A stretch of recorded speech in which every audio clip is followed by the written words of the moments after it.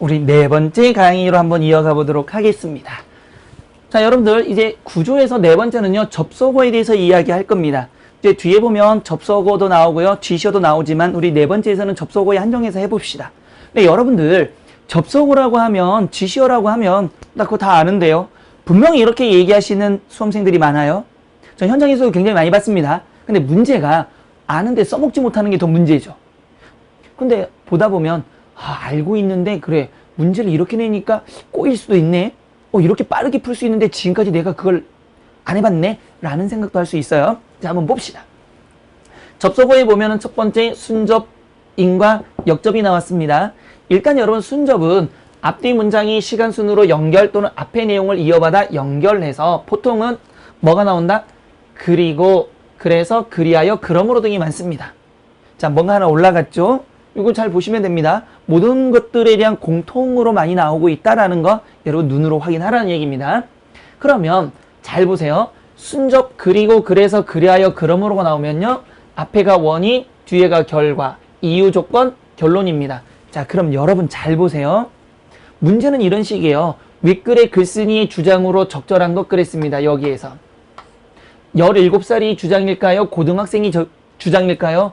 결과, 결론이 주장이 되겠죠. 그러니까 여러분들이 헷갈리는 게 답지에는 17살이 되었다도 나왔을 거고 고등학생이 되었다도 나왔을 겁니다. 근데 문제에서 주장을 찾으라면 얘가 주장이죠. 근데 똑같은 지문을 주고 답을 달리할 수 있어요. 왜냐하면 윗글에서 뭐 원인 또는 전제로 적절한 거 그랬으면은 고등학생이 된 게 아니고요. 뭐가 정답일까요?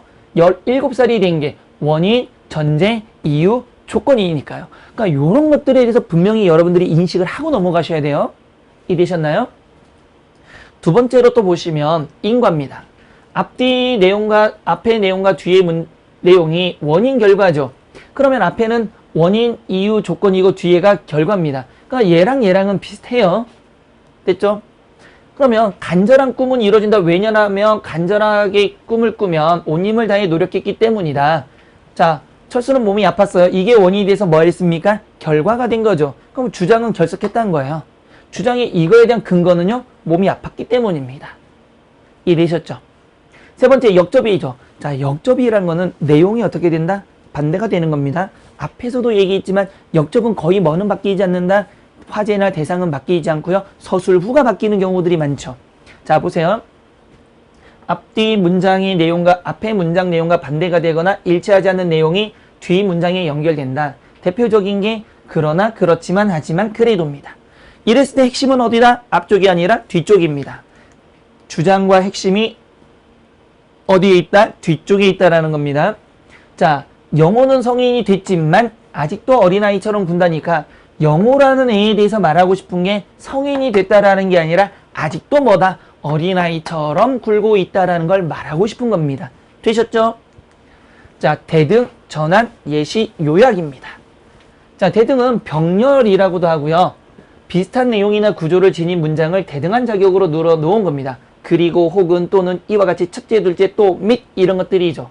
그러면 앞의 내용과 뒤의 내용은 뭐가 대등한 관계니까 뭐가 주장이 아닙니다. 이해됐죠?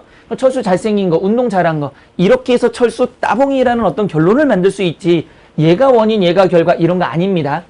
이해됐죠? 그러면 남자다운 것은 무엇일까? 질문했으니까 답이 첫째 키가 크다, 둘째 몸이 좋다, 셋째 다정하다. 그러면 첫째, 둘째, 셋째는 이런 것들이 합쳐져서 결론은 뭐가 된다? 남자가 된다라는 것. 이해되셨죠? 그래서 앞과 뒤가 같다라는 거고요. 전환입니다. 뒤의 문장 내용이 앞 문장 내용과 다른 새로운 생각, 역접 아닙니다. 전환이에요. 사실을 서술한데, 그런데 그러면 한편 다음으로니까 여러분들, 그런데가 역접이 뭐가 아니다? 역접이 아닙니다. 전환입니다.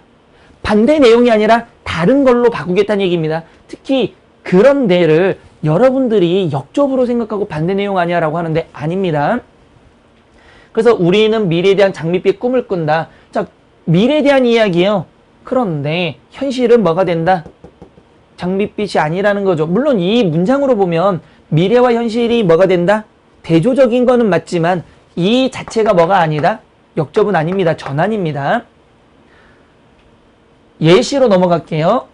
예시는 앞문장에 대해서 뒷문장에서 구체적인 예죠. 그러니까 예시니까 앞에 게 주장이 되고 뒤에 게 뭐가 되는 겁니까? 뒷받침이 되죠. 대표적인 게 가령 예컨대 예를 들어 이를테면 왜냐하면 이렇게 되는 겁니다. 되셨죠? 자, 호준이는 성공할 수밖에 없었다. 성공한 게 결과예요. 이게 주장이에요. 왜냐하면 근거는 노력했기 때문이라는 겁니다. 되셨나요? 요약입니다. 앞문장에서 한 말을 뒷문장에서 요점을 갖춰서 짧게 말할 때 쓴다. 요컨대 즉 결국 말하자면 이럴 때는 앞에 것들을 다 요약해서 내가 말하고 싶은 건 뒤에 것 이렇게 얘기하는 거죠. 그래서 앞에는 근거가 되고요. 뒤에는 주장이 되는 겁니다. 철수, 영희, 호철이는 부지런하다. 즉 한국인은 누구나 부지런하다. 그럼 말하고 싶은 건 한국인이 부지런하대요. 그쵸? 그래서 근거가 철수, 영희, 호철이가 다 부지런해. 그래서 결론적으로 얘들의 공통점은 한국인이니까 한국인 다 부지런해. 이게 주장이 된다라는 겁니다. 이해되셨나요? 그러면 우리가 문제 하나 풀어보자고요. 자, 이 문제는 대기업 기출입니다. 그러면 이것들을 물론 문제 풀 수 있습니다. 근데 여러분 생각해 보세요. 뭘 해야 된다? 우리가 빠르게 풀고 정확하게 푸는 거지 다 읽고 푸는 건 의미가 없어요. 시간의 제약이 있잖아요.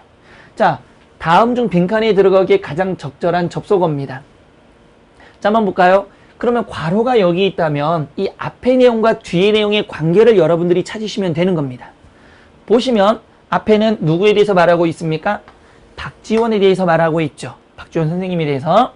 당대 허다한 문사들이 중에서도 최고봉을 이룬 것으로 추앙되고 있다. 최고봉을 이뤘다라는 걸 통해서 추앙도 뭐가 된다? 결국 여기는 박지원 선생은 어떤 내용이다? 긍정적 내용을 하고 있는 거죠. 그러면 괄호 뒤에 한번 보자고요. 그의 문학은 그가 박지원 선생님이 되겠죠. 폐관기설을 따르고 고문을 본받지 않았다고 하여서 하마터면 열혈기가 촛불의 재로 화할 뻔한 아슬아슬한 장면이 있었다. 그러면 내용이 긍정입니까? 부정입니까? 그렇죠. 하마터면 열혈기가 촛불의 재로 화할 뻔한 아슬아슬한 장면은 부정이죠. 그러면 여기는 긍정적 내용, 여기는 부정적 내용이니까 들어갈 수밖에 없는 게 뭐죠? 역접이 들어가야 되는 거죠. 그래서 정답은 4번 끝. 이 센스가 있다라면 이렇게도 볼 수 있어요. 그래서 그리고 따라서 그러므로 다 순접의 기능을 한다라면 얘만 뭐가 되는 거죠? 역접의 기능을 하고 있는 거죠. 그러면 눈치가 웬만하면 얘가 아닐까? 그러면 이렇게 되면 얘가 긍부정으로 나누면 쉽게 찾을 수 있구나. 이런 센스를 여러분들이 기르셔야 돼요. 이해되셨나요? 어때요? 할만하죠?